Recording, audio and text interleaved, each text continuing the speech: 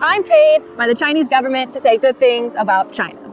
This is what so many people in the comments like to say about me. Today, I'm gonna prove you wrong, and I'm gonna let Beijing do the talking for me. I'm BeeRose in China, let's go. 1.5 kwai, and if you can't read Chinese, you can translate the whole page. Cool, pay immediately. I'm gonna compare their subways, specifically Beijing versus New York City. Let's consider the spending power of both. The GDP of New York is $2.2 trillion. The GDP of Beijing is $683 billion. That's a huge difference, but when you're in Beijing, you can really feel how much they have invested in infrastructure. But in New York, things are crumbling, things are falling apart. You just can't feel it. Where is that money going? New lines open in Beijing every year, but the last time a new line opened in New York, it was 2017. That's a huge, huge difference. Beijing right now has the most amount of stations in the world. There are 29 lines and 522 stations. New York has 36 lines and 472 stations. Also, the subway here is far more affordable. You only have to pay 3 to 5 kwai depending on how far you go, but in New York, the price is $2.90. New York has recently implemented tap-to-pay payments, but in Beijing, that has been available for a really long time. You can use your MasterCard, your Visa card, you can use Alipay, you can use WeChat, you can use Apple Pay, you can even use your palm. We're living in the future here.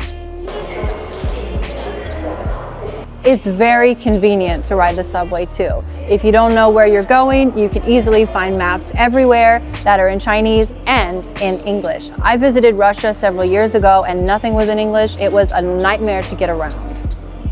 If your phone is about to die, don't worry because you can find power banks literally everywhere. All you have to do is scan it and then it'll pop out. Also, you can find drinks everywhere. You can use your phone to pay or your face.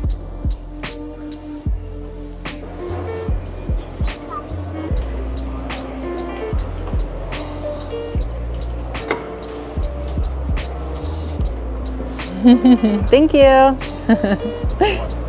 Yes. All right.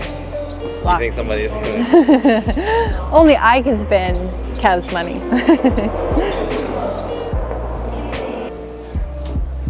Behind me, you can see the security check, security guards, and tons of cameras. I really feel safe here. It almost feels like an airport. Also, through the check, they are very, very thorough. They check your bag, they make sure you're not bringing anything you shouldn't be bringing in here, and even liquids. They make you open it and take a sip.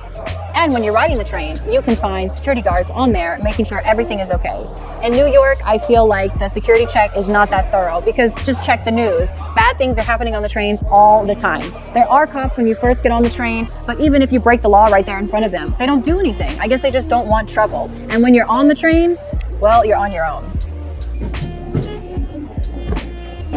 If you don't want to use convenient forms of payment, you can always go to one of these machines and pay, and you get a cute little card. I'm going to use Apple Pay. This is my China Merchants Bank card in China, but you can also use your Visa or MasterCard. Kev is going to use Alipay.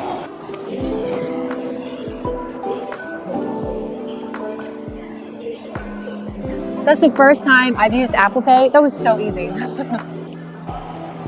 If you need to store your stuff, there are tons of places where you can do that. Here is a locker. All you need to do is scan this QR code and you can store your stuff. You have to pay depending on how long you leave it in there for. All of the stations are wheelchair accessible. You can find elevators that you can use, as well as if you have a stroller. They are very convenient. So far, I haven't seen anybody homeless, no beggars, no sketchy people today. And I've been riding this subway for 6 years and I've never seen anybody like that. I did ask my husband and he said that 10 years ago he saw beggars and homeless people on the subway, but the government really cracked down on that and you can't see that anywhere. In New York, you can see tons of sketchy people, even homeless people riding the trains late at night because the subway runs 24/7. In Beijing, the train only runs from 5 a.m. to 11 p.m. In New York, bathrooms are really, really rare. People recommend that you use the bathroom at home. But in Beijing, you can find bathrooms literally at every station. It is so convenient and They're clean. I've used a ton and I've never felt disgusted, and I'm always so impressed. Considering how many people ride the subway and use the bathrooms, they are so well taken care of. Let's go check it out. As a mom, I'm most impressed that this station has a baby room. In New York, you can't even find a bathroom, let alone a baby room, and it's huge. Come check out the size. Crazy. There's a place to change your baby. Also, if you need to put your baby somewhere safe for a little bit, maybe take a breather. I mean, this room has everything you need. You can't find any trash on the ground. This place is so clean, and there are trash cans everywhere where you can throw away your stuff. Compare this to New York. It is filthy, it is disgusting, there is trash everywhere, and due to the trash, there are rats. It just feels like people aren't taking care of it very well, but here, it feels very well taken care of. What shocks me the most about New York subway is that there is nothing separating the people from the trains and the tracks. But in Beijing, there are glass walls and automatic doors that will only open when the train has arrived and has stopped. Otherwise, everything is sealed. That means no accidents will happen or things that might happen on purpose, like somebody pushing another person. How scary.